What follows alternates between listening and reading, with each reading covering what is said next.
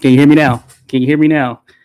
Hey, I had a cold start there, and let me see. Yeah, didn't have my mic on. Hold on. I'm good now. Can you hear me now? Hold up. Let me start this thing. Am I good now? Good now? Hold on, hold on. Let me get this audio right.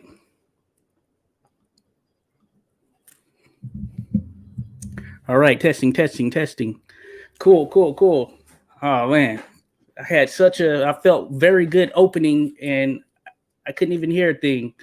What the heck? And my man Random Acoustic Thoughts tried to let me know, but I didn't see it on time. But anyway, hey, we're back up and running.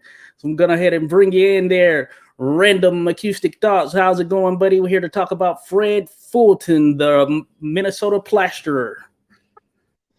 Yo, what's up, A86? Big up to the chat. Thanks for having me on, brother. Appreciate it. Oh yeah, yeah, no problem at all. So I was doing an introduction. I was going through it. It was muted, and people missed a good portion of that because they couldn't hear it. But that being said, I was talking about Fred Fulton being one of these guys who went under the radar in some sense, but he was a very, very good heavyweight fighter, and he fought in the late 1910s. He didn't get a shot at the world title, which may have been the case or may have been the reason behind him not being mentioned as much as time has gone on. But when you really dive through his resume, take a look at his record, and get to know the Minnesota or Rochester Plasterer, then you realize he was a very good fighter and certainly deserving of recognition, and that's what we intend to do here today. But real quick, before I jump into that, I just want to say to salute to those who have dropped in. My man Dan the Man, he's in the building, so appreciate you, Dan. Thank you for dropping by. Flak Boxing, salute to you, Flak Boxing. Be sure to check out Flak Boxing. He has a channel as well where he's doing his thing, and there's a lot of history content that he's diving into. Young historian there, as Bruce Gas calls me, but it's one of those things. So salute to you all, to you both. Then Max Duran, hey, here you go, Max. Appreciate you dropping in. Yeah, I was out on the audio, like what the heck, but we're good now. We're good now. So I appreciate everyone letting me know. Then of course my mom here in the building. Thanks, mom. Appreciate you being here. And yes, hey, I'm glad that I can be heard. And of course, Random is going to be heard as well. So it's good to go. But all is good. So thank you all for joining in. And of course, those on the replay gang, we appreciate you as well. And of course, be sure to check out Random Acoustic Thoughts, who is here and is going to be a part of this discussion as we dive into Fred Fulton. You can find him on YouTube. We'll maybe drop the link in the chat as well. But check out Random Acoustic Thoughts for a lot of good content on this era of Fred Fulton, especially as it relates to the heavyweights. Certainly a heavyweight or two that he actually fought. And you'll find out a bit more about them. So Random, yeah, taking that into account, we can certainly dive into it. I'm gonna pull up the a graphic that shows Fred Fulton's record, and ultimately it'll give you a little bit of information where he's from. He's actually from Blue Rapids, Kansas. But that being said, Random Acoustic Thoughts, a guy that is, I think, underrated. I think Fred Fulton is pretty underrated. He has a lot of names on his resume, but he hasn't necessarily got that recognition. When you think about him and from what you know and what he was able to accomplish, what comes to mind for your Random? Yeah, I feel like Fulton, like many fighters in this time, was a victim of inactive champions. So, as you said, like he did an excellent video on Fulton's career, outline of his career. And, that he was matched at one point to fight Jess Willard. But I think, between Willard's inactivity, just one title defense in, I think you said about 4 years, right? And then loses it to Dempsey. But Fulton getting run over by Jack Dempsey in a matter of seconds, I think kind of sealed his fate, because Dempsey wasn't a particularly active champion. And also, he'd already smashed Fred Fulton easily. So I think Fulton is just a victim of circumstance to some degree, but a very good fighter, very powerful punch. And would you say I guess he had a couple little like repeat showings, but who would you say his like his primary was Karl Morris like his main rival? Would you say in his career? Yeah, I would say it's Carl Morris. And real quick, I just wanted to say happy birthday to Flack Boxing, whose birthday is today. Salute to you, Flack Boxing. Happy birthday. Be sure to celebrate that well. I know you can't be here long, but appreciate you dropping by here on your birthday. Might have to see your 86 boxing swag pack, but thanks, buddy. So yeah, Carl Morris, a big heavyweight from that particular period. He was also from Minnesota. And yeah, I think that that's probably his greatest rival there, Random, as you noted, primarily because of the fact that Carl, he had a hard time getting past Carl in the beginning because of the fact that there was also some potential ties, whether that is at least accusations of some particular or potential sort of mob or some other stuff going on in the career of Carl Morris. So Fulton didn't get the nod in each of the fights, and he probably deserves such, but certainly a rival of Fulton's right there, and probably his greatest rival. Yeah, and it's worth mentioning. I mean, Fulton, one of his great career achievements. It's great. Wasn't great for his opponent, but as far as like things you can attach to his name was like in one of the rare pieces of footage we have of Sam Langford when he had his eye surgery. I think in the 20s. This was he said his toughest opponent was Fulton, who took his eye in 1917. So, Yeah. I mean, obviously for someone like Langford, if he's saying it, it does count. That's how he felt at the time. Like at the end of his career, that's how he felt, that Fulton was his toughest foe. He didn't say he was his greatest foe, but like basically his toughest fight. And they fought twice. The second one was a shorter fight, but yeah, in that first one he smashed him up, and but he could really punch. It's just that he happened to run it like at moments when he could have put himself in that great position. He happened to run in, like the year he beat Langford, he got a couple DQ losses. Texas Tate, Karl Morris. Maybe that hurt him, but really, getting run over by Dempsey and then Wills later, I think, just kind of sealed his fate. That being that guy in line, but in like a different era, in a 3 or 4 belt era, this is a guy who would have probably had multiple fights for the title. He was extremely good, and he was not a small gentleman. Yeah, Part yeah. of that rich Minnesota tradition, right?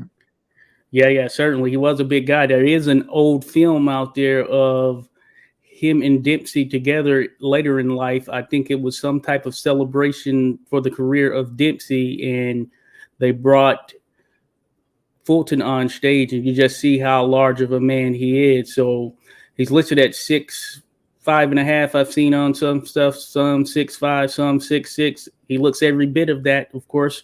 When you see him in that particular video, I'll try to see if I can find it, but I hadn't seen it prior to actually making the video on Fulton.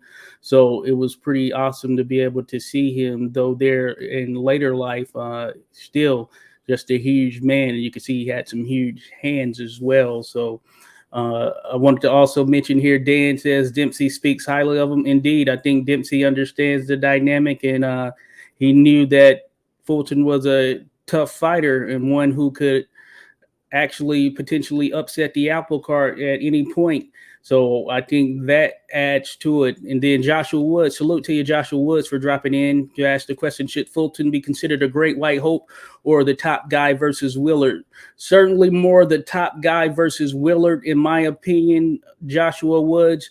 Now, when you look at his story and some of the information that is out there on him, he is tied to being a great white hope, but in theory, prior to Willard winning the championship, he would have only had about 2 years in which he would have been able to, or would have been ready for Jack Johnson. 2 years at least. That's how long Johnson had the title by the time that Fulton actually started his career. So the likelihood of that happening probably wasn't high. I'd imagine it could have potentially happened sometime there early on, but the experience factor would certainly be on the side of Jack Johnson in that type of scenario or contest. So he was a white hope in some sense, but certainly more so to a certain degree, a guy who was there, and I think able and ready to be able to defeat Jess Willard. Yeah, and it like in this time, because the whole time Johnson held the world title, if you were a prospect, as Fulton was, you were in that white hope discussion. If you're a white dude and you were on the way up while the great Jack Johnson held that title, so he probably got grouped in with the white hopes. Then when Johnson lost the title, he wants to fight Willard, and even though he lost to Dempsey, I'm sure he wanted to fight Dempsey too once he had that belt. So he's like, yeah, he's sort of like a transitional figure in the era, came up in the era of the white hopes, but then after they'd redrawn the color line at heavyweight in boxing, he was like a contender. So I think he fills multiple roles there. Like he's more than like a one-dimensional figure. And he fought some dudes. You mentioned off air, Josh. This guy, he got some names on that resume. I don't know if people call him like a great heavyweight, but he was definitely a powerful guy with some quality wins. Fighting some talent. Also finding some guys who were considered like you could get the measure of how good someone was by fighting certain guys. And he was in there with some of them. So not all wins, but yeah, and obviously, like I think the Dempsey loss was probably like for Dempsey, that's one of his very best wins. He absolutely ran over a guy who was big puncher, much larger than him, and sort of just interesting. Like he's woven into that fabric of the teens and I guess the early 20s, like very heavily. So I love that you not only did a video on his career '86, but you're also doing this just to kind of riff on the guy, give him some more celebration, some more discussion, because he definitely goes underrated because most people don't know who he is at all. Certainly. Yeah, he is one of those guys, and yeah, I was happy to do it. As a matter of fact, I know in a number of your videos you had always brought him up. As a matter, if dig through your archive on your channel, Random Acoustic Thoughts, there, folks. Be sure to check them out. This is another edition of Boxing History Every Night. We're talking Fred Fulton, but Random, I had seen you mention him at varying points, and I kind of knew of him. I won't say that I knew much about him, definitely knew of him. So the making of the video that I did on Fulton, it gave me a lot of information that I didn't know about him, and it certainly put him in a new light. Or shed a new light on him as a fighter in his overall career.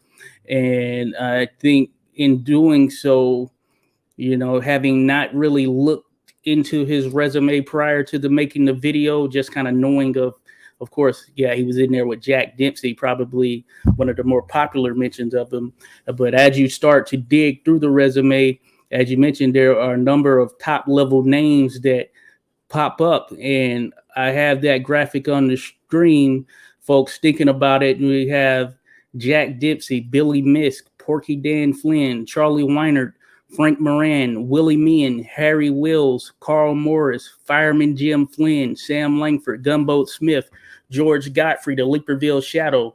What do you think of that lineup right there, Redham? That is pretty amazing, to be honest with you.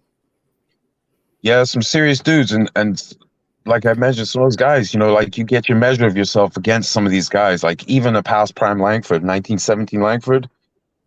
You look at that point in Langford's career, he was still able to win an awful lot of fights, even if by then, like Harry Wills had got, had basically matured into a fighter who could get the best of him. But you look at the rest of the field, you take Wills out of Sam Langford's resume and you look at the rest of the field, he was extremely successful at beating people, although he was at the point in his career he wasn't as mobile, so there were people who could game plan around him more effectively than when he was, fully mobile. But also like fighting Gunboat Smith, like Gunboat Smith's numerical record's a little deceptive, but he was considered quality.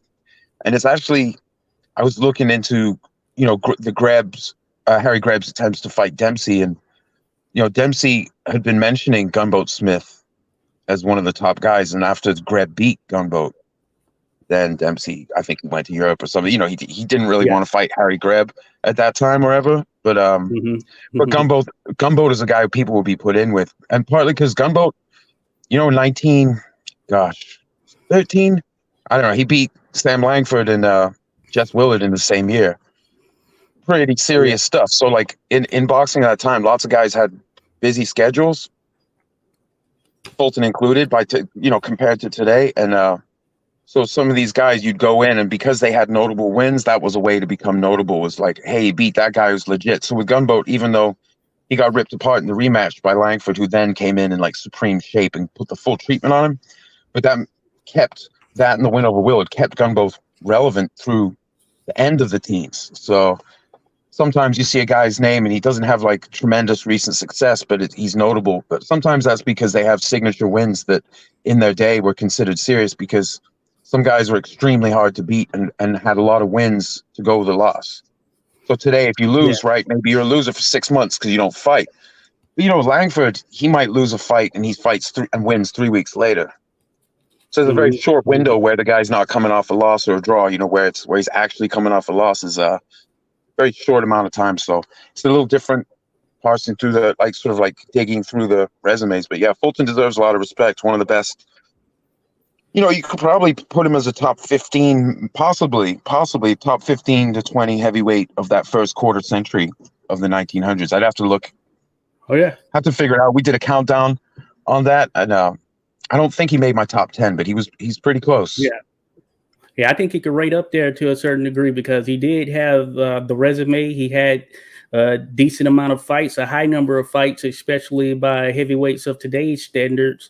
And the majority of his wins, he had knockouts. I think it was somewhere close to 90% as far as a knockout ratio in his wins. So when he was in there, in most cases, he would get guys out of there. So I think that speaks volumes in itself to a certain degree. Real quick, shout out to Rodolfo Rivera Jr., who's dropped by. Appreciate you, Rodolfo, as always, showing love, dropping through. And shout out to the Boz in the building, baby. We appreciate you there, Boz. Yeah, we had a little discussion here that was going on. Great discussion. It was like the term white hope, and that was brought on by Jack London.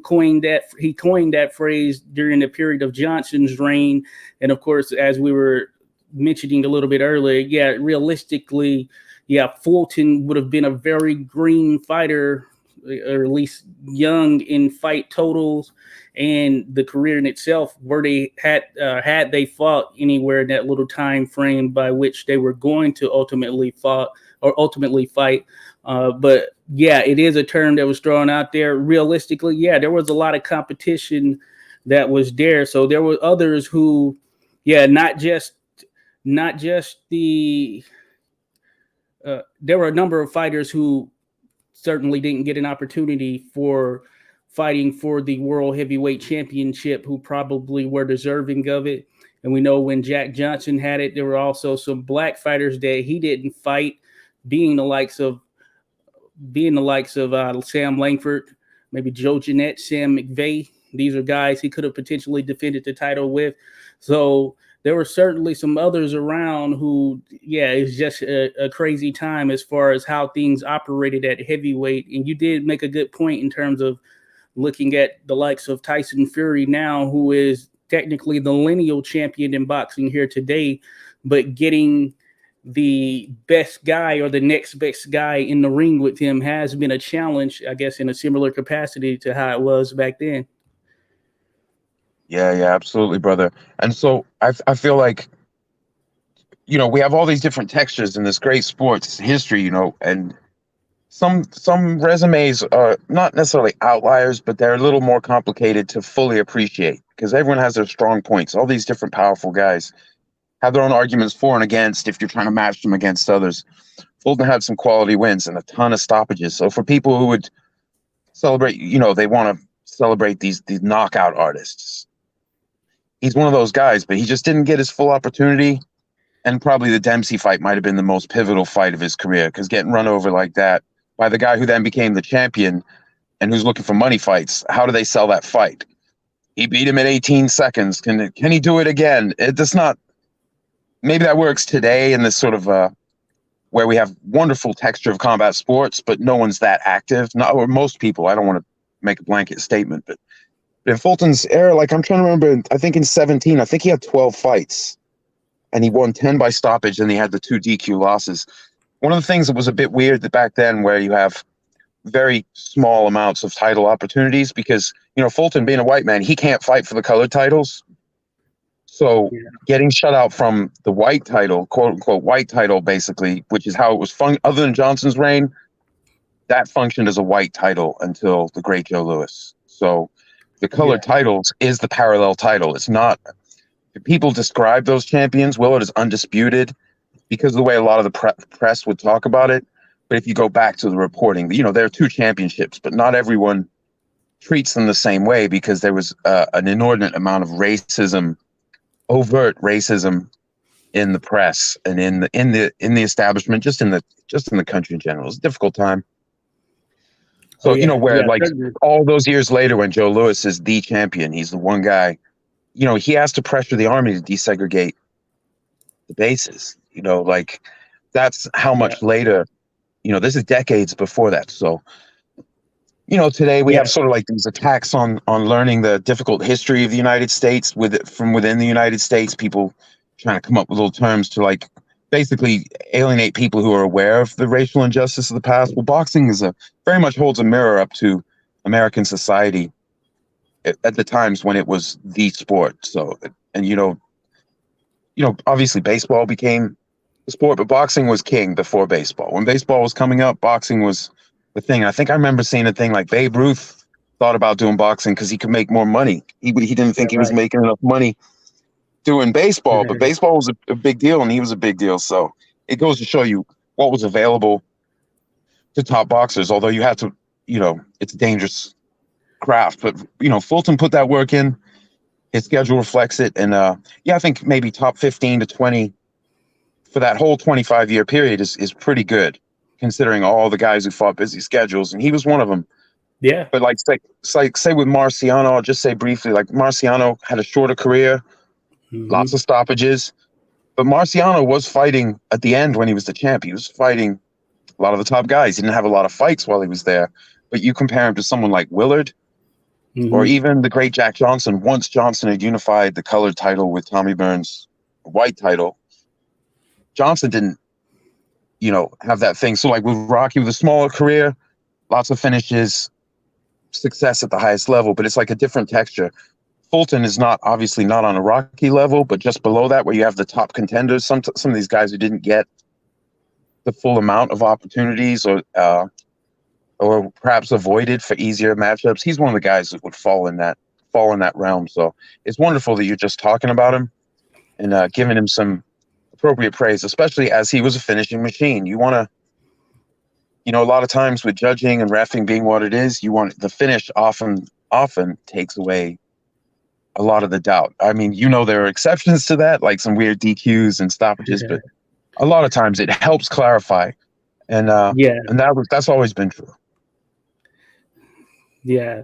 No, I'm with you. Yeah, I know one of those that Carl Morris DQ, it was bogus. It was something fishy going on in that particular situation when he happened to lose that fight there at random. So yeah, you're right. There are always these outliers thrown in the mix as well. And I think about Harry Wills on his run where he had this unbeaten streak over the course of 5 years. He had a loss in there, but it was because if I recall correctly, he broke his hand fighting, I want to say someone, and maybe even got a DQ against Big Bill Tate. I don't know if he broke his hand against Big Bill Tate, but I know he broke his hand somewhere there in the mix. So it's those type of things that are kind of thrown in there. But some of these guys, Fulton being one of them, they had some fairly impressive overall runs in their career. And I think that's the thing that separates them from the average heavyweight and where they kind of stand out right there. And shout out to Eric and Julie. Appreciate you dropping in. Certainly great to have you here. Friends on Facebook, all that good stuff. So appreciate you dropping by. It says 70 KOs out of 78. Wins is impressive in itself, certainly. So yeah, Fulton was no doubt about it one of the big punchers, and I think that is one of those outliers or one of those things that can help as far as when you're thinking about these potential matchups and how things could have gone down. There are varying ways in which a fight could go, but he did have the eraser that was needed to be able to pretty much take out anyone in the heavyweight division. And I know you were mentioning Langford and being that fight. It's often mentioned that the fight with Langford is one that I guess added to Langford going blind in one of his eyes. And this was, of course, later in Langford's career. But Fulton, no doubt, was one of these guys who packed a punch. He certainly packed a punch on him. And I think that makes him dangerous in any scenario when you throw him in there with the top of the division. Yeah, absolutely. And we see a lot of times in these resumes that guys will have put together these massive runs or a whole series of streaks, even if they have setbacks, and they don't get a lot of opportunities. Young Stribling's a guy like that at title level, where his overall body of work compared to his title opportunities was small. And then obviously like the Gibbons brothers and guys who their title opportunity, you've looked at those guys. There are guys who just didn't get opportunity, but they're also people who did. Maybe they didn't win their one or two shots, but they were doing the amount of work that in a multiple belt era, they would have been a lot of those fights that were just fights would have been for one of the titles. So Fulton's a guy so sometimes it can be a little hard to, they're in between the great heavyweight champions. There are other champions who held one of the belts, maybe even two of the belts, maybe not considered the very best guy in the world at that time, but they were one of the champions. Whether or not they tried to unify with the main champion. And, Fulton would be one of those guys if there were more belts flying around, because obviously he couldn't fight for the color title, but credit to him, he fought Langford at a time when Jack Dempsey, who was on his way up, declined to fight Langford because of the danger that Langford possessed. And also partly, I think part of the thing with Dempsey was that when he got knocked out by Jim Flynn, the first time when he fought Flynn and Dempsey got knocked out, Flynn went to the press and said, well, he learned that combo from Sam Langford, who had stopped him in 1908, had a close fight in 1910, and then brutalized him in the second of their 1910 engagement. So maybe that added to Dempsey's reluctance to face Langford on his way up, is because Langford had absolutely schooled the guy who had schooled him and given him a rude awakening, given him his setback. Losses were counted against athletes in this time almost as much as losses today, when losses might constitute your whole work for the year. Might just be you might go 0-1 for the year.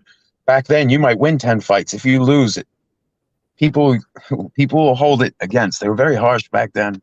So yeah, Fulton was punished in part just from the time he existed, and inactive champs, and also only one belt available for him in his division, which he's a career heavyweight. So yeah, Max mentioned Willie Meehan. Willie Meehan, very serious operator, another guy on the resume that deserves a lot of respect. That list you had of some of those notable opponents, yeah, it's a serious list of people. Lots of boxers had lots of fights back in the day without accumulating that number of names on the resume. So yeah, serious stuff. Yeah, Willie Fat Boy Meehan, he came up from, I want to say, somewhere around featherweight, maybe even below that. But yeah, he gave Dempsey some trouble when they fought. I think they fought about 5 times, and Meehan went 2-2, and I think one might have been a draw. Just thinking about it, these were 4-rounders. I believe all of them might have been 4-rounders, but Dempsey couldn't quite figure out Willie Meehan, and he's one of those guys who he's there amongst the names of contenders during that era. And he was in there, if you look at his resume as well, he was in there with a number of people. He's just one of those guys who gets some recognition and mention here and there, but he's really a contender in the mix there. Not necessarily a world beater, just one of those guys, hey, he was going to be tough. He was going to be in there and be scrappy. And Meehan, definitely a name worth mentioning. That's a good call there, Max Duran. So Dempsey also, of course, Fireman Jim Flynn is another one he was in. And Fireman Jim Flynn, he avenged the loss, I believe, to Jim Flynn. But in the first contest, Flynn knocked out Jack Dempsey. And that's one of those wins and fights, I guess, where there is a little bit of controversy on the back end in terms of what actually happened and how it went about. So there is the notion of or there's been mention that hey, Dempsey wasn't knocked out. I've seen and read things of that nature where they say Dempsey wasn't knocked out, or where he may have took the count. What I ended up seeing that seemed to be sort of leaning in that in a more definitive direction was the fact that he was close to getting stopped, and his brother jumped in to stop the fight just before he was knocked out cold. But I have seen mentioned that he was knocked out cold as well. So that's one of those interesting fights as well. And we know fireman Jim Flynn, someone definitely want to do a video on. He has some video out there, and he was in with a lot of tough opponents as well. But that's another name there on Dempsey's resume. And then, of course, a comparable opponent to to Fred Fulton. So when you think about it from that standpoint, so Billy Misk, that's another. So Billy Misk, fireman Jim Flynn, two of them for sure there. And I guess Gunboat Smith. Can't remember, did Dempsey fight Moran? I think he potentially, whatever, I'm thinking about Brennan, but they had some comparable opponents outside of even just Willie Me in there. So that makes it interesting too when you're thinking about the fantasy matchup aspect of it. Absolutely. And yeah, he makes, like, one of the things in this era is like, okay, to make money, lots of guys had a lot of fights. And being really successful at any level in a continued way would build your name. But notable opponents was where it was at. And he mixed in good company. You know, some of his opponents were overmatched against him, but he got him out of there. It wasn't his style to have, like, it largely wasn't his Fulton's style to have close fights with overmatched opponents. So you see that in other careers. Like, look at Tyson's rise, where he comes up to the Junior Olympics, stopping everyone, and then comes in, turns pro, and he's mashing through these guys. Now he's like the top heavyweight prospect in the world, and they're, they may be journeymen or just guys that are on their way up themselves, or just people who never like fully realized or did their potential was fully realized and wasn't at his level, but he got him out of there, and he's usually a highlight, and that adds to your thing. That's also true in this time. So it's possible if you go up to a Hall of Fame level and look at Fulton, you say, okay, so maybe not a Hall of Famer, but because when he mixed in that company, it was, with like Dempsey and Wills, they gave him, that was tough. But below that level, in this era, there's an incredibly rich tapestry of multi-weight fighting. There's heavyweights, and there's also light heavyweights, and even sometimes great middleweights like Ketchel and Langford, Mickey Walker, who come up to heavyweight, try their hand, and just giving up that huge amount of size. One thing I wanted to mention real quick, if I may, I feel like the cruiserweight division, one, it does protect smaller, what otherwise would be heavyweights, but it also protects some of the big slow guys who can handle other big slow guys who might really struggle with the finesse of a smaller, faster fighter who can just dance away and win on points. We used to have size mixing like that more in this generation of Fulton. So, some of these guys, they didn't, and you see in the results, it wasn't necessarily the big. Look at Dempsey against big guys like Fulton and Willett. He smashed them, but then, Tommy Gibbons wasn't that big. That wasn't a good fight. He didn't smash Tommy Gibbons, So even though he was coming up, he had come up from the lower weight. So yeah, I do like that about this time. You really got to see how rounded a guy could be. And I think part of the reason the very largest heavyweights in this time generally weren't the top guys was because you had to fight really fast guys. And if you're lumbering and the speed differential means they can just beat you on points, then that's going to be setback. That's going to be difficult. It's a little different today. You look at the top heavyweights, they're all like really big guys. Yeah. But a lot of them are kind of lumbering who would probably lose on points to smaller, faster guys, or at least maybe in this era with the smaller gloves. Now I'm trying to remember 86, not to put you on the spot. When was it that Ted Kid Lewis brought in the mouthpiece? Was Fulton fighting? Because this is something that fascinates me about the early eras. A lot of these fights in the 4-ounce gloves with no mouthpiece. And I'm trying to think about like MMA fighters, if they weren't allowed a mouthpiece, fighting in those little gloves. That's some serious stuff. Like, you really want to get cracked in the grill in 4-ounce gloves with nothing to protect your your rack. That's crazy. Right. So I'm not sure Fulton. I'm not sure exactly when that came in, when the mouth guard became acceptable, but it was a big controversy apparently when I think it was Kid Lewis, right? great Ted Kid Lewis, So, he wanted to use it against Jack Britton, and they had some sort of disagreement. so that's what I've heard. You know, I've gotten it secondhand. I won't pretend to know exactly when and where. Of course, I have a video of them working on that rivalry between the two. Kind of have been on and off, I guess, for a little while. So it might have very well been Ted Kid Lewis at some point during their rivalry. So it would have been in this particular era or somewhere around this era. I don't know exactly when, but certainly I'd imagine it was a welcome addition in hindsight. So yeah, I think it's a good thing that it was eventually added for sure, given what damage can be done, and of course racking up those bills for any teeth that were being knocked out or dislodged in some fashion. So it was a good addition. Real quick here, random. I wanted to give a shout out to my man Dark Man who dropped in and sharing some love. Appreciate you there, Dark Man. As always, good to have you here, buddy. Also, the Nugget Crew. See, I was looking for you there. Fight Beta showcases. I was just looking for. Hey, drop your link to your channel there. The Nugget Crew there making edits on boxing just reached 90 subs. Congrats to you there. The Nugget Crew. Be sure to drop that link, or I had to look for the Nugget Crew there. I was looking for Fight Beta showcases, but certainly good stuff for sure. Dan mentions Langford Dempsey, different era. Sam getting old whenever it would have been conductive to fight Dempsey. Not a factor. Ridiculous to insinuate Dempsey ducked Langford. Yeah, I'd say that might be an inflammatory term, ducked. But Dempsey himself said that he was scared of Sam Langford, so it's not simply something I'm inferring from. You know, it's literally from the horse's mouth. Now, you don't have to believe that Dempsey was being genuine. Maybe he was being generous. Langford was very generous in his recollections of his career. Like he said, the fastest opponent, Danny Duane. I've read the fullest report I could find of that fight. Said it was actually slow paced until the last round. The last round of the Duane fight was furious.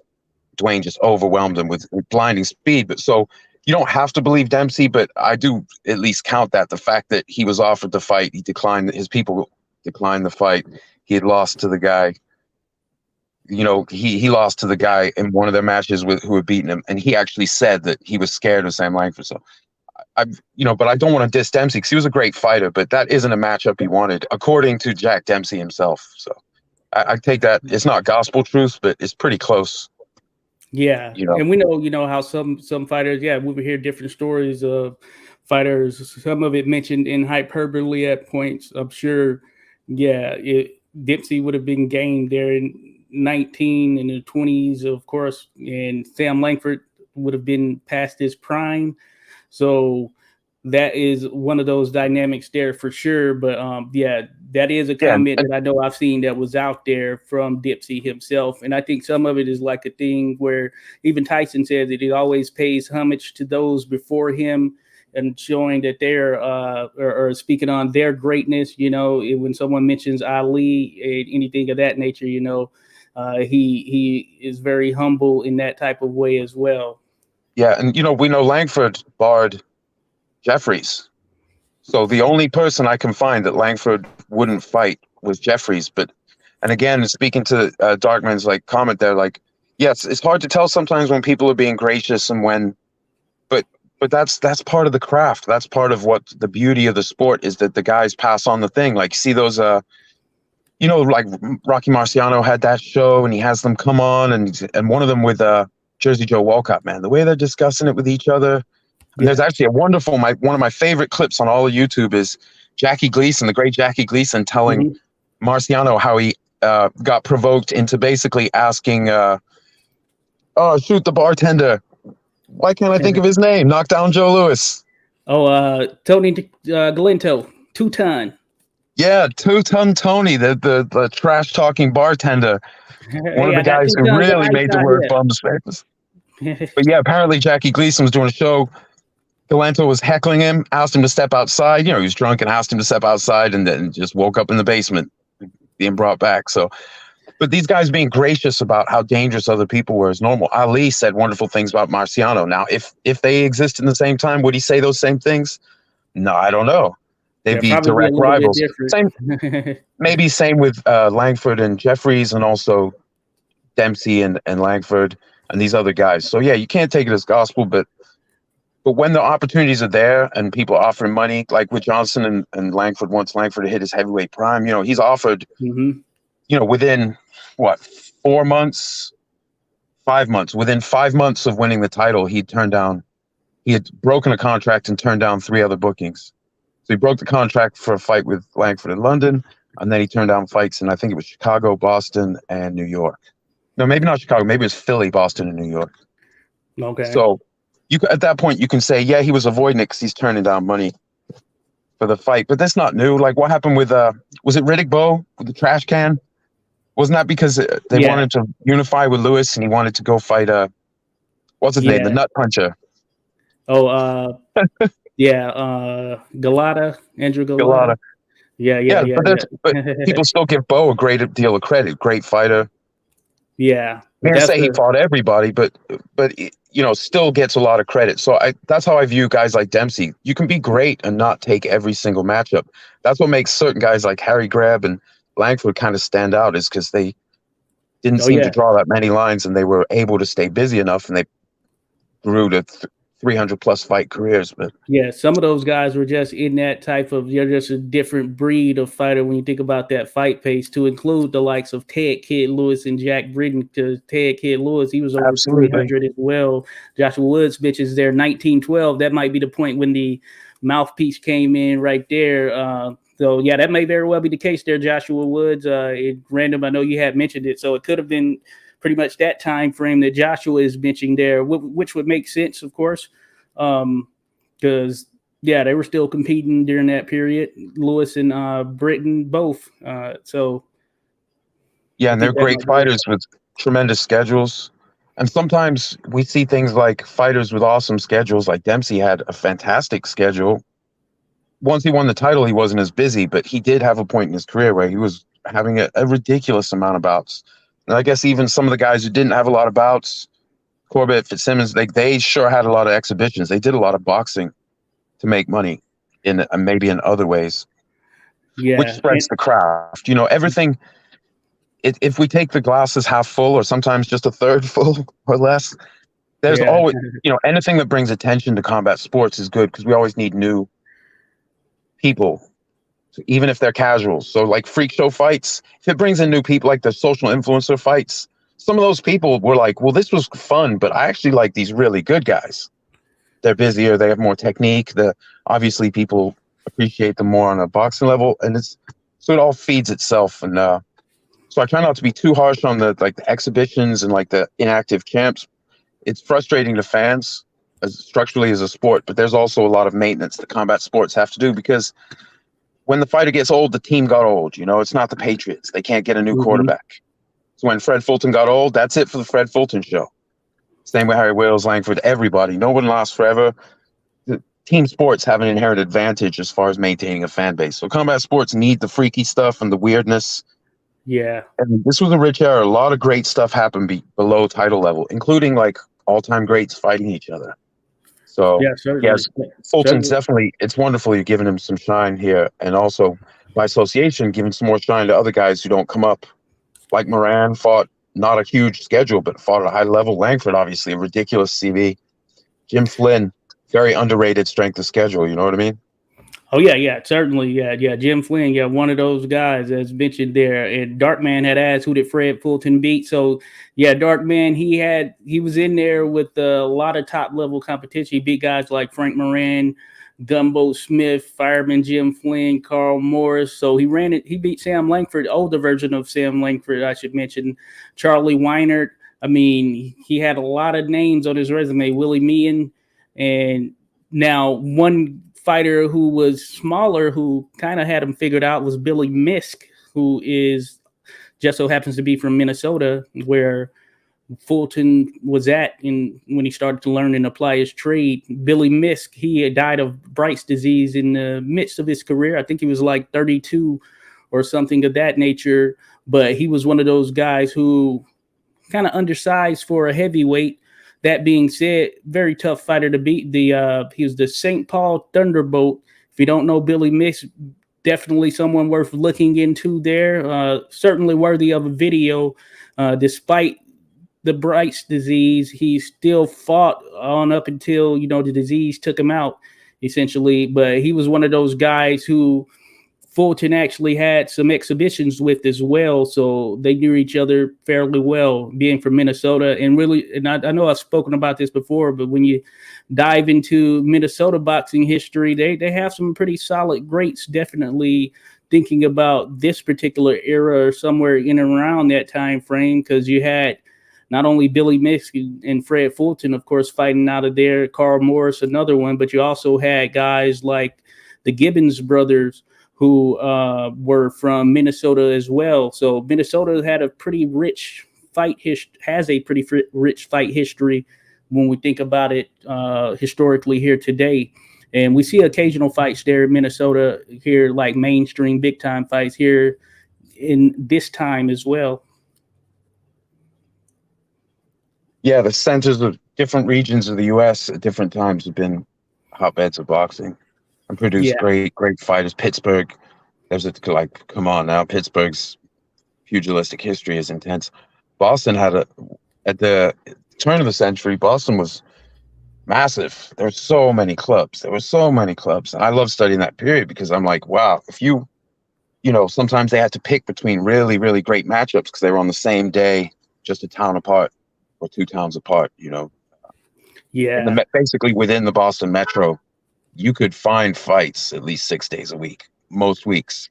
It's pretty crazy. The schedule that the athletic clubs enabled for these boxers to have, but once the money went up, obviously the business changed, and then media made it easier to make your name without fighting a crazy schedule. So we did see insane schedules keep going, but then later it settled down into more like people fight really busily early in their career, and then it slows down when they raise the level so they can plan for the fights. They can be properly prepared, but not everyone had that luxury, including Fulton. Not everyone has the luxury to take breaks off a loss, to regroup and live comfortably and get new trainers and stuff. Sometimes you're just like, shit, I got to fight again in 2 weeks.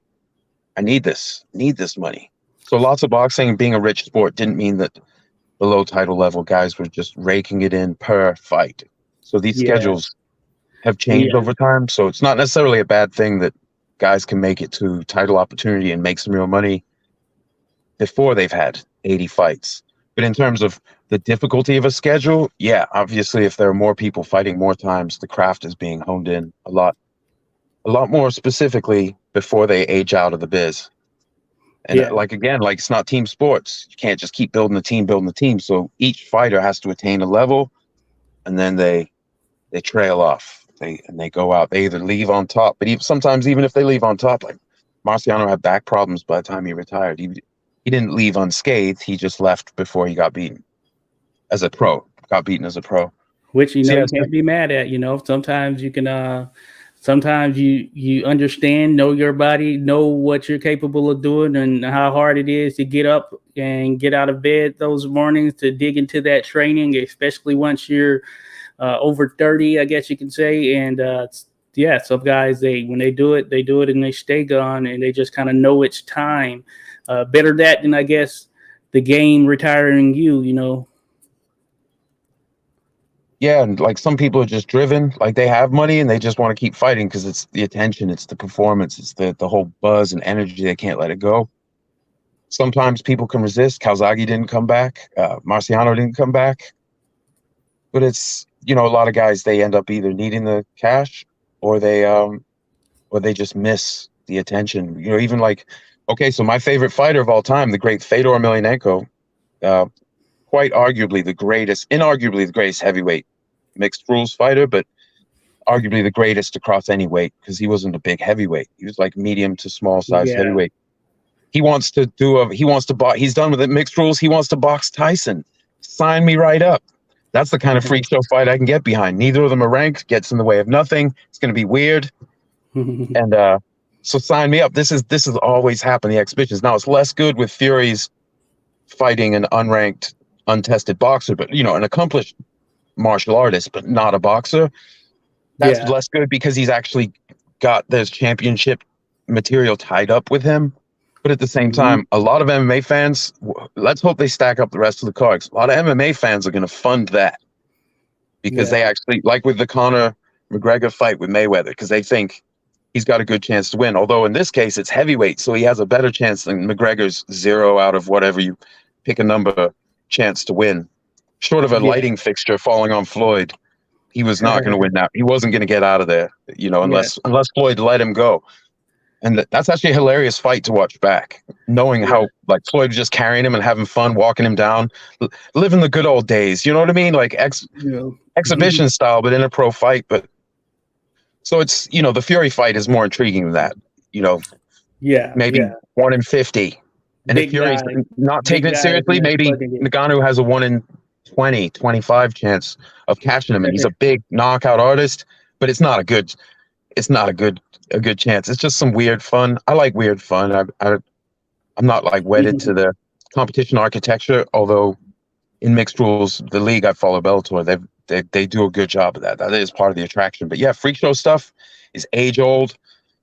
And you said even Fulton did exhibitions and things. You got to just make money, man. It's a business. And actually, greatness. Some people are forced into greatness, but that's okay if we recognize that too. Yeah, speaking of that, Fulton he had an exhibition with Jess Willard. As a matter of fact, Jess Willard was doing a touring show of some type. I think he was teamed up with a circus. He came from a background in the circus. So he was teamed up with some group, and they actually did an exhibition in Minnesota. And Fulton was the individual who hopped in the ring. It's sort of like when the different fighters, they would do these exhibitions and they would challenge anyone to get in the ring, that type situation. In this case, it was Fulton, and Fulton dropped Willard in this exhibition. Willard, he may not have been expecting such, but of course there were some ties as far as those two, and of course the potential of them fighting. They have a picture together, which I think was right around this time frame of this particular show, where they're there shaking hands. Both of them are in suits. And Fulton himself, he was a part of a vaudeville show that took place in Minnesota, I believe, as well. So he was into that aspect of it. Like you said, spectacles have long been a part of the sport, most certainly. So, definitely not anything new or the wheel being reinvented, kind of rekindling, as they say, so some old things just kind of come back up, or history repeats itself in some sense. Real quick, Darkman says, I hate when people say that boxers of those times had no technique. They don't understand the context of those eras, like the smaller gloves, the arm blocks, different rule sets, different game plans. Most certainly there, Darkman. That's one of those big misconceptions. I always try to bring that out because people act like boxing was just invented here during the time that they were alive, or at least the notion of boxing with any type of science, which is crazy when you think about it. You think those guys back then didn't know that you needed to move your head and you needed to move around, step to the side, all that stuff. Come on now. You got to just use common sense there. Of course, it wasn't like it was cavemen who were just figuring out something. Exactly.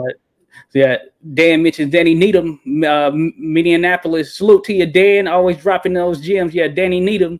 He fought Tommy Ryan in one of those 75, I think it was 75 rounds, certainly 70-something, 75 or 74 rounds in Minnesota, as a matter of fact. They fought, and it was for the welterweight title of the world. Needham lost, but hey, that's something right there, 75 rounds. Hey, that's a thing back then. That's a serious fight right there. That's no joke. Tommy Ryan, great fighter. Didn't fight everyone, like we mentioned about others. Didn't fight everyone. Drew some color lines. Didn't want to fight, especially didn't want to fight the great Barbados Walcott. But that would have been a good one. Very successful and had a tough schedule and had a lot of tough fights. It's possible to not get it all in and still have an excellent Hall of Fame level career. That's just the reality of, and it ties into the money, man. Guys got to make money. There's more than one way to make money if you're a notable sports personality. That's true today. It was true then too for the most notable. Hey, 86, I'm realizing I'm due inside. I got to go do the thing.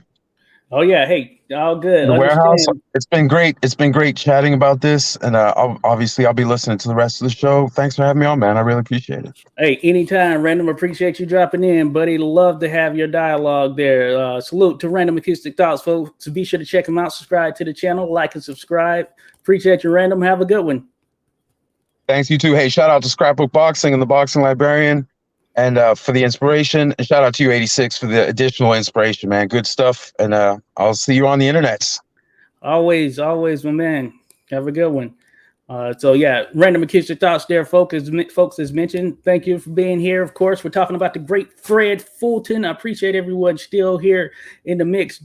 Dark Man, yeah, hey, dropping some gems right there. Great pointers right there, Dark Man. The straight punch was a lot lethal. Certainly, those guys were technically sound back then. There's no question about it. That's one of the things that is a misconception. Those guys are more scared, harder, tougher conditions, tougher men, tougher just everything for the most part. You know, it's just a different time frame for sure. Yeah, I mean, we have these luxuries here today. How can we say we can compete with some of the grueling nature of how individuals had to operate, how they had to work, all of that stuff back then? I don't even try to act like, yeah, I would have been just cool with it. Of course, if you were born in that time, you had no choice. But here, being born here in the time that I'm in, certainly I'll take it. I've said this before. I'll take it. I'll take the AC, central AC, all that good stuff. Give it to me, baby. I don't want the old school grueling nature of how we had to go about things. So that's just be there. Joshua says 33 was pretty old for a swarmer, so Rocky got out at the right time. Certainly, that is a good point there. Joshua, that is a good point. Hey, I say it's always good to get out when you can get out and you can make the decision yourself as it relates to the sport of boxing. Of course, we have far too many tales. We know for sure there are boxers who have stayed in the game too long. We talk about it almost weekly. I mean, just saw some boxers here this past weekend who some probably should hang it up realistically. You know, you have that calling. There's a money aspect, and then I'd imagine there's just sort of the bravado, the ego, the mano a mano aspect of wanting to be in there and competing, and then changing and sort of not having that maybe keeps people tied into it. But yeah, certainly better to go out on your terms. And I think that's pretty much in any situation, even just, you know, if you're working a regular job or whatnot, get that opportunity to enjoy retirement, things of that nature. And kind of do things on your own terms for sure. Dan, no money at it. Marciano said back then wasn't worth staying. Hey, can't blame him right there, Dan. Can't blame him. Yeah, it's certainly some shifts. Dempsey, one of the most popular ever, so he was getting money for sure. But yeah, boxing, yeah, it has its ebbs and flows for sure. Joshua Woods says a rich Texan after Marciano, a few million to face Ali. Oh yeah, offered a few million to face Ali in '66, but Marciano declined. Makes me wonder if Rock's legend would have taken a hit if he took the money and lost.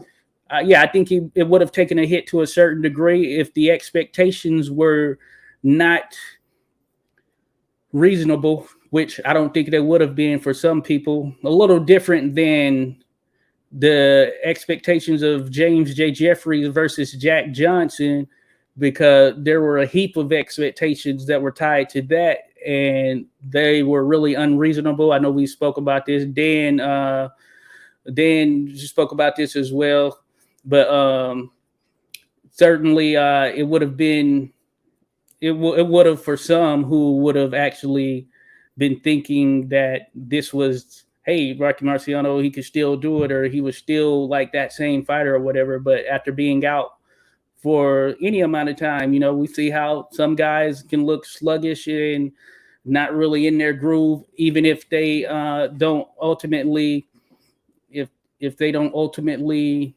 be, or if they're not in the ring or out for a year, for even, you know, let alone multiple years. So that's always a challenge there for sure. Rodolfo says, I want Ngannou to lay him out, and I'm a fan of Fury, but he just holding up the division. Hey, I think that would be a game changer there. Hey, I'm with that too, Rodolfo. Make it happen. Let's shake up the sport. The sport needs some shaking up in that degree. That would certainly bring fans to the stands right there. And that would certainly shake up some things, Rodolfo. So I've said that before too. Hey, make it happen. Ngannou go in there just blasting guns away. His only chance is to try and knock him out. So he might as well go give it all out there in that first round and just give everything he has to try and knock Fury out. Shake up the heavyweight division, baby. Rodolfo says, I know how much you hate how Tyson Fury has a record for the second longest lineal reign at 86. Certainly. Yeah, that's bogus. That stuff doesn't make any sense. Like, what the hell? What the hell?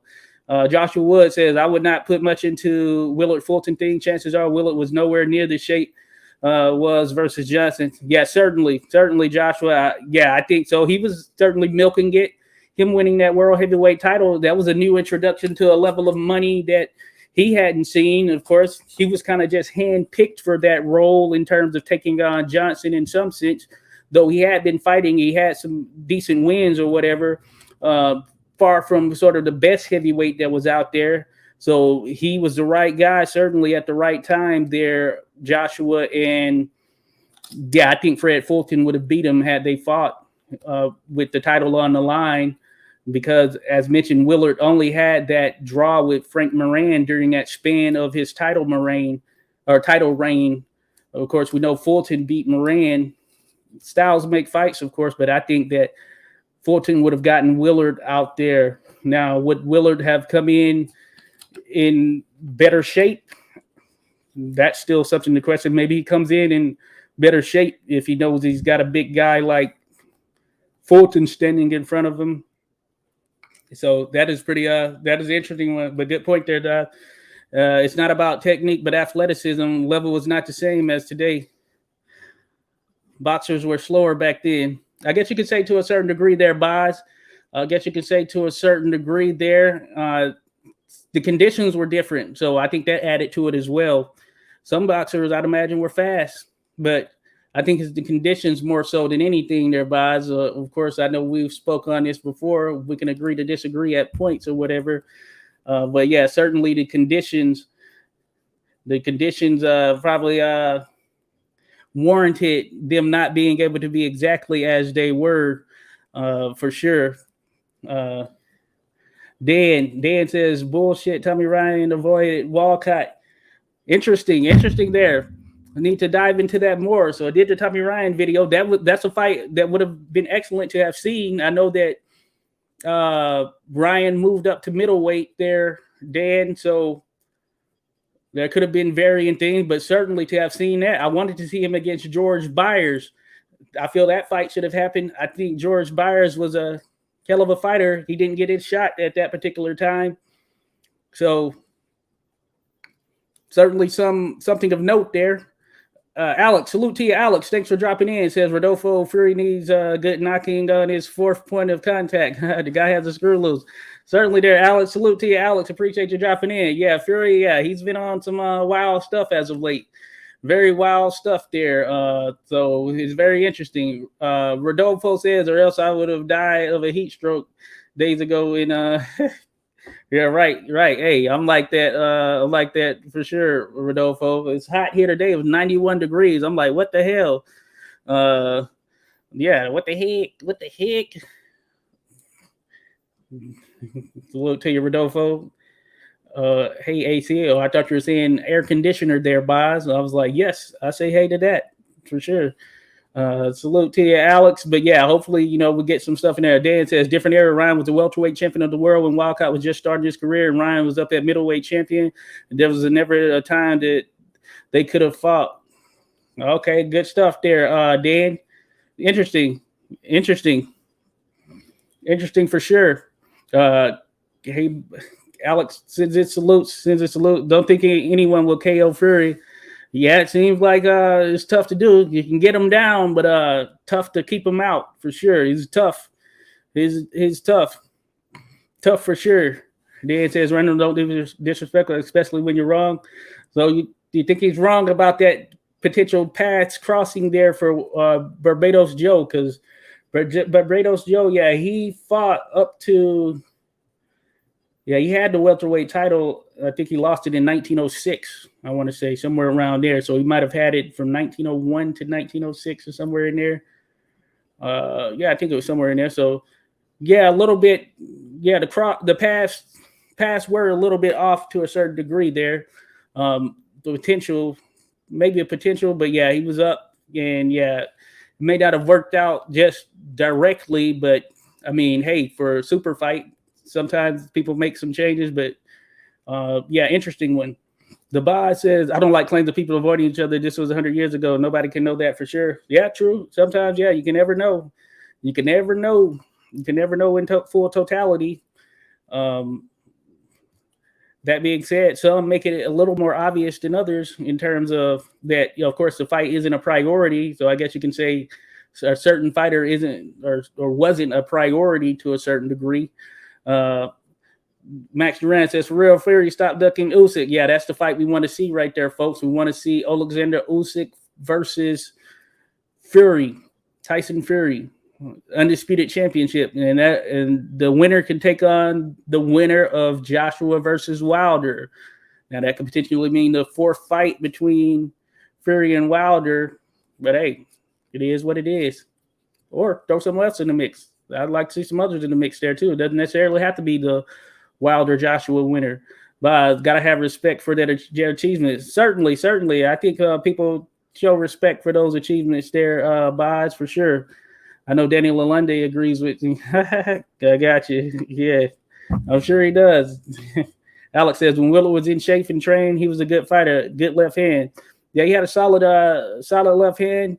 Yeah, his straight punches were on point for sure. And hey, that was a hell of a shot he caught Jack Johnson with when he took it out. The right time, right round, right place. So what he is, what it is. But you're right there, Alex. Fury has been on wild mushrooms. Probably there, Boz. Max Duran says the difference where boxers back then would throw one punch at a time and not a lot of combinations in Jack Johnson era, and he would catch them in the air when fainting because they reacted to anything. Yeah, hey, that's a good point. Good way of breaking it down there, Max. Certainly. That's a good way of breaking it down for sure. I think there's some validity to that, no doubt about it. Joshua Wood says Big Jess can get underrated at his best in a 40-round fight. Who would be hell to deal with from Ali to even Fury. Certainly, big body, long guy. He had some endurance. He was tough as nails. We saw the beating that Dempsey put on him. The fact that he made it out that first round, let alone at least going into the fourth, that shows you he had some toughness to him that, Benny wouldn't have been able to absorb what was coming back from there. That was certainly something that, yeah, it was a thing of beauty, I guess, if you want to see the beautiful brutality of the sport. But certainly Dempsey, he took a beating, or not Dempsey, but Willard took a beating there, and he showed that he was tough. A tough guy right there for sure. So yeah, he could probably get a little bit underrated. And had he been in the sport a bit longer, hey, that could have altered things as well. For him to start late and then be able to win the world heavyweight title, hey, that definitely holds some weight. I have a little small video on Willard's career on the channel. It's one of the old ones, so it doesn't dive into a ton of stuff. But he didn't have a ton of fights overall. He had some good names on his resume. So overall, yeah, good fighter for sure. In the pantheon of heavyweights and where they ranked, I think he's on the lower end. If you look at the heavyweight champions, lineal champions, I think he ranks more towards the lower end. But certainly, it's very. But he was a good fighter for sure. He's a good fighter. Yeah, that's definitely something to note. 69 in Chicago. Okay, good there, Alex. 69 in Chicago. Fury was Joe Grimm in the first Wilder fight. Oh yeah, he took some shots right there that took him down and got up. Man, yeah, Joe Grimm. Hey, Joe Grimm. If you don't know Joe Grimm, check out the video.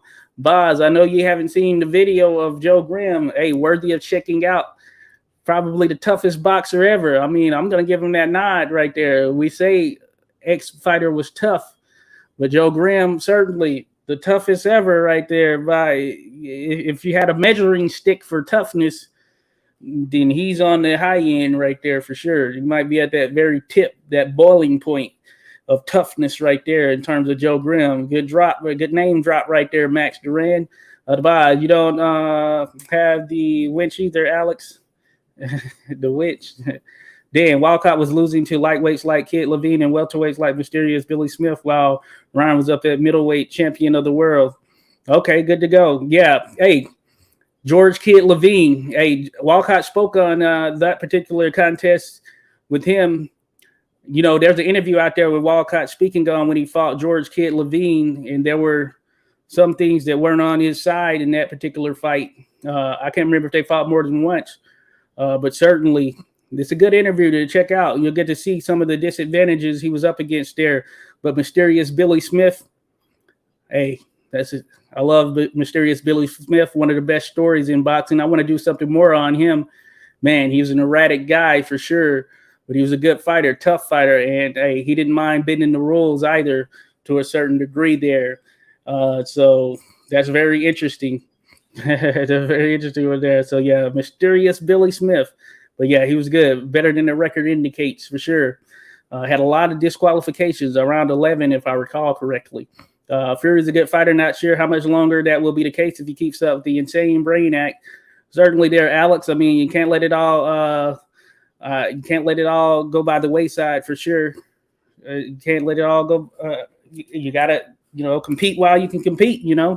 That's your best bet there. Compete while you compete. You don't want to lose it all. Certainly, you want to do it while you're in there with your prime and everything, or you don't want to do it while you're past your prime when you got an opportunity to do it within your prime. So one of those things, the massive impossible. Okay, right or wrong. I'm sure he'll apologize. Yeah, we'll see. Yeah, I get what you're saying. I don't think it was with any ill intent. So I think there are certain factors you could throw into the mix there in terms of what could have potentially happened there. Let's make no question about it. There are probably some fights that could have been made. I mentioned George Byers being one of them, who I know would have been a competitive fight at that particular time. Yeah, the math, maybe it doesn't add up in the same way with Walcott, but I know that Tommy Ryan wasn't a big guy, even at middleweight. He wasn't a huge guy, so he actually, he was routinely in that 140, then up to the like 150s. Even at middleweight, he would fight in the 150s and all that stuff. I don't think the weight variance would have been huge between the two, for sure. But yeah, it's definitely interesting one. We'll have to dive into that a bit more. So we'll have to look into that a bit more, this whole possibility, because I think the numbers, they probably are not parallel, but not too far off in terms of whether this could have potentially happened. Certainly, but you're right. Ryan had moved up at that particular point, but hey, you never know. You never know there. Certainly. Max says, got to go talking. See you later. Hey, cheers, Max. Hey, appreciate you being in here, buddy. Hey, thank you for dropping by for sure. Thank you for dropping by there, Max. As always, take care as well. Salute to my man, The Boz, says Fury sending this LOL. No, hey, appreciate it. Salute to Boz dropping the knock. Appreciate the super chat there, Boz. Super chat. But no, hey, thank you, buddy. Yeah, appreciate it. Hey, it's not required or anything of that nature for sure. But hey, that's appreciated, buddy. Boz there dropping the super chat. Said, see you, Max. But yeah, all right, good stuff. So yeah, we're talking Fred Fulton for those that maybe are still in the mix here or just jumping in here at some point here soon. We've kind of been talking about Fred Fulton. There's a video on the channel, of course, check it out. Speaks to the career of Fred Fulton, and very, very good fighter.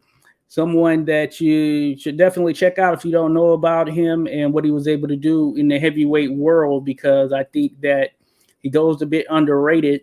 And he had a nice tool set to him, I guess you could say, a nice overall package that he had in terms of how it was put together. Of course, being 6'5", long fighter, and he could punch.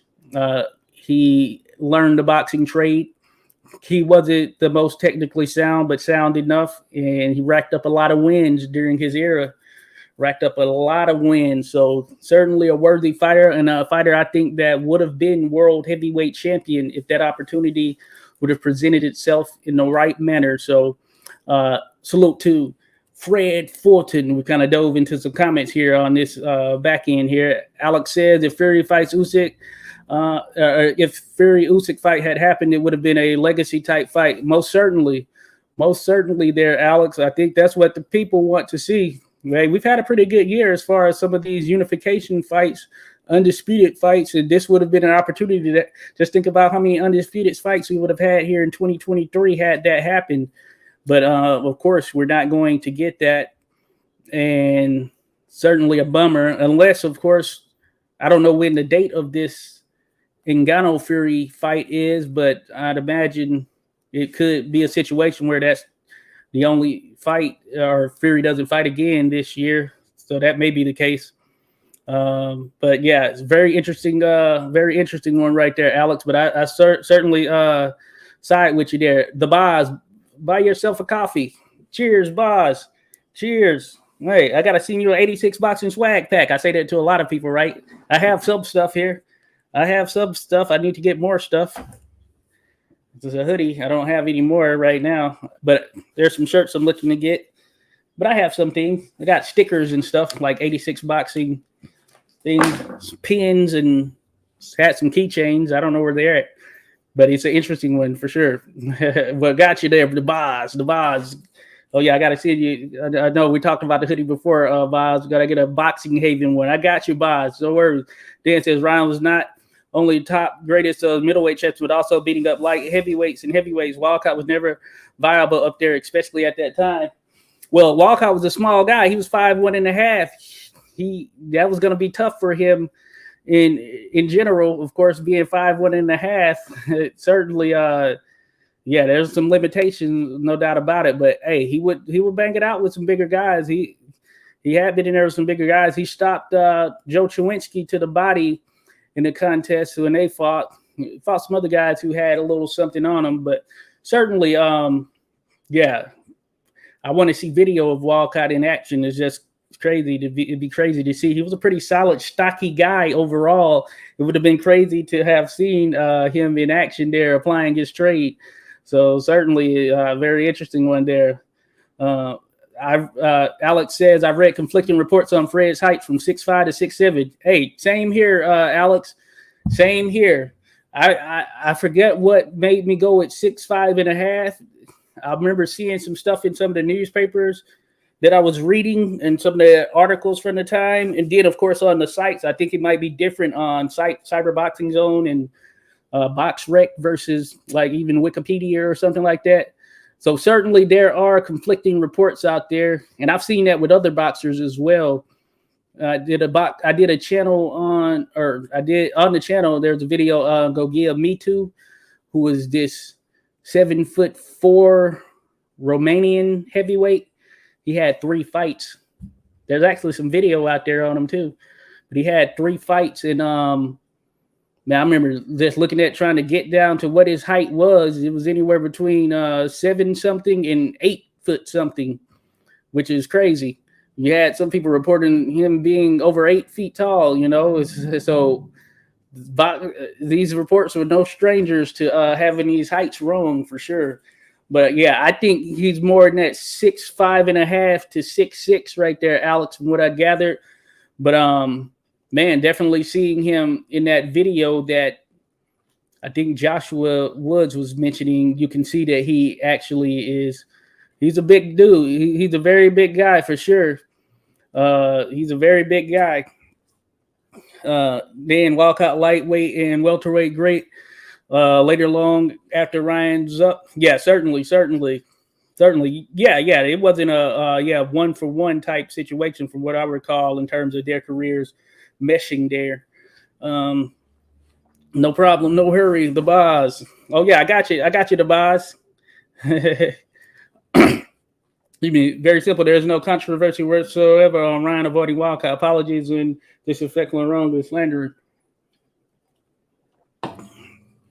Oh yeah, hey, Good stuff. Maybe there probably wasn't then there, Dan, in terms of how things mesh up. Yeah, I can't remember if I saw anything directly relating to that myself. Now that I think about it, thinking about putting together the Tommy Ryan video, I don't know if it ever came up. It might not have. It might not have came up, as a matter of fact. But I had to double back. I can't remember for sure off top, but I don't think it came about in terms of them potentially facing each other. I think you're right there. But yeah, I could be wrong. I could be wrong there, Dan. But hey, you might be right. So I lean whichever way. So yeah, I don't think. Maybe it wasn't so straightforward there in terms of that, because Ryan did move up. He vacated that welterweight title. I think that's how it actually got out there. As a matter of fact, for someone like Walcott to get an opportunity for it once he moved to middleweight. And I know when Ryan moved to middleweight, it's because Bob Fitzsimmons vacated the middleweight title. Ryan went up there, picked it up. Hey, easy breezy. The buys, I get so irritated at sites who claim Teofilo Stevenson was 6'3". Look up his picks next to Ali. He was at least 6'5", if not taller. Oh, got you there, Vaz. Yeah, I can imagine that happens. I can imagine that happens for sure. I've seen that on some other ones. Alex says, I'd almost give my life savings for the Walker Greb fight if it was ever found. The fight was filmed. Yeah, I know. That's a gem out there for sure. That is definitely one that I would like to see for sure there, Alex. Greb Walker. Can only imagine. I mean, if we could only get one Greb video, that would be certainly one at the top of the list right there. Maybe tops, certainly, because we know why Mickey Walker was as game as any fighter, true bulldog in there. And to see him mixing it up with Greb, I think would be a thing of beauty. And I think just having it would help silence some of the Greb critics or any notions of such, because they haven't seen him on film or whatever. At the end of the day, he still was able to defeat the individuals that he was able to defeat, without a doubt. He was able to defeat them. So, man, that would be a great one to have there. How about the great fight between Ryan and the Harlem Coffee Cooler Frank Craig, great colored middleweight champion? Certainly. Frank Craig, that was a good. Frank Craig, very good fighter right there. Very, very good fighter. So, him and Tommy faced off. I forget what year it was, but Tommy gave it to the Harlem Coffee Cooler, who he spent some time over in the UK where he actually competed and fought a lot of UK fights. As a matter of fact, it was like a second home or something, almost in some sense. But when they fought, Ryan, he got the better of Craig. I think he dropped him like multiple times. I want to say in the neighborhood of 4 or 5 times, maybe even. A very good win there for Ryan. Yeah, Ryan, make no mistake about it. Ryan was, as tough as it gets right there. Truly one of the elites in boxing. When you really dive into his career and overall record, resume, all of that stuff mixed in between, technique-wise, known to be a fast, elusive boxer. He had great footwork. He could move around. He knew how to set up traps, all that good stuff. He knew how to stay out of trouble, avoid shots especially from bigger guys, because Ryan, he wasn't a huge guy relative to the divisions he was fighting in. He was middleweight champion, of course, welterweight champion, but he was generally always around in between that kind of high 140s, low 150s range. So he would not be a full-fledged middleweight, for instance, even though he's middleweight champion. He came in under the 160-pound limit routinely. But very, very good fighter. It would be awesome to have footage of him as well. I think I mentioned, of course, there is the footage of him older in life talking about his fight career. And he mentions that Danny Needham matchup, which was a long one. That was a good one. That would be an awesome one. That would be an awesome one to certainly have checked out. Dan says, Ryan Edwards, especially Carolina Bulls, ran the wrong. All right, we're going to dive into it. I'm going to look into it myself. Hey, and I'm sure I'll get with Random and we'll dive into it and see what happens to definitely quell any notion. We don't want to have any wrong information out here, though. Sometimes, hey, there are varying things that are going on, but yeah, we'll try and quell any notion that was going to happen if it wasn't. So Dubai says, "What an alias there, Dan. Harlem Coffee Cooler. Oh yes, yes, the Harlem Coffee Cooler. Oh, Frank Craig mentioned when they didn't have politically correct nicknames back then. Most certainly there, Alex.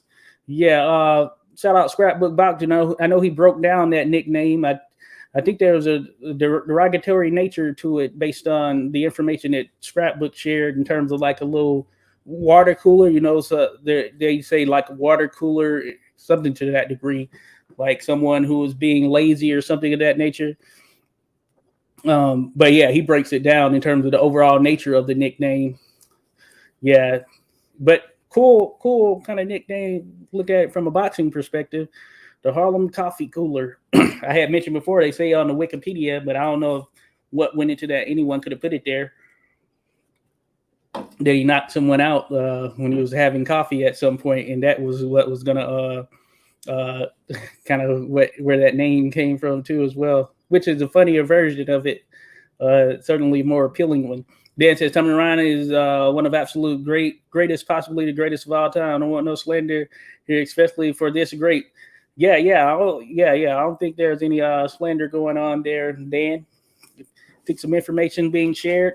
We'll have to dive back into it, see how things shape up in terms of any of those notions and all that stuff. So yeah, I'm with you. I know you dive into it. So yeah, I think you're right in terms of just the potential pass of them crossing, especially at that particular weight. Yeah, it might not have been necessarily feasible or certainly not a priority in that sense because Ryan had moved up. So yeah, I'm with you there. But yeah, Tommy Ryan is certainly one of the greatest.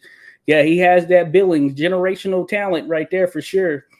He's a generational talent, Tommy Ryan, that is. I think the only reason he doesn't get mentioned as much is probably because there's no video of him. So, when I was diving into the video that went into his career, I wanted to make it sure to do proper justice to him because of the fact that I know that, that record didn't make up itself. So he had to get in there and do that. And he had to get in there and be in the ring with those opponents. And he had to show and display those skill sets that he had. And he was at a high and elite level in terms of how he applied and operated as far as his overall trade. So certainly one of the greats right there, Tommy Ryan. And yeah, certainly I'm looking forward to, diving into him a bit more. Matter of fact, that could be the next video. We can dive into the career of Tommy Ryan. Why not? Let's dive into it. I'm down for it. I'm game for it. Maybe Thursday. I'll set it up for Thursday. How about we dive into the career of Tommy Ryan? Seems like a good little segue discussion right there that we can throw in the mix there, Dan. We'll clear the air for sure. But got to recognize him for sure. Alex says, 30 years in the Army, everybody in my time had nicknames very unpolitically correct. The drill sergeant names everybody. If you didn't like that, they slapped the shit out of you. Yeah, that good stuff right there. Trust me. Yeah, I know. Marine Corps, hey, yeah, we had some nicknames for folks for sure. But yeah, that is good stuff right there, Alex. Hooah! Salute to all the veterans out there. Hooah! Salute to you, Alex. As always, appreciate sharing that dialogue with you there, Alex. The Bond says, okay, guys, I'm going to retire now. Hey, if you come out of retirement, hey, I want to be that first fight there, Boz. Let's make it happen. Let's get the fans what they want. But no, good stuff there, Boz. Appreciate you dropping by, buddy. Those getting late there. Matter of fact, across the pond, just in general, or maybe to the wee hours of the morning. You're starting to get there, considering it's night here. We're at about 8 here, 8-something, 8:32 here. But yeah, I think we're at a good little tipping point. For sure, a lot of good discussion. Dan Walcott lost twice to Kate Levine for lightweight championship and lost to Billy Smith for welterweight championship, while Ryan was dominating the middleweight champion. Yeah. Hey, that's well. I think I told you in that Kate Levine fight. I know So maybe it was twice, but yeah, some fishy business was going on in that first, at least one of those Kid Levine fight. But Kid Levine, very good fighter right there. One of the all-timers, a champion. So he was very solid. But yeah, Mysterious Billy Smith, another good one that certainly I'm fond of.